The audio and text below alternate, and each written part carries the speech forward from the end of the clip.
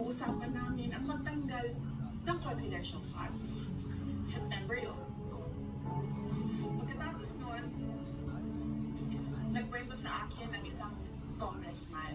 Sabi niya, lumapit daw sa kanya si congressman ko at sinabihan siya na tatanggalin namin ang confidential funds ni Inday Sara. Hindi ba siya magagalit? Ang sagot naman sa kanya nung kaibigan ko ng congressman, alam mo, si Inday Sara, wala makialam sa pera yan. Magtatrabaho yan, kahit anong budget.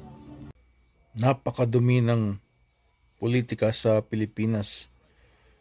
Meron din dito sa Canada. Madumi din. Pero parang harap-harapan sa Pilipinas.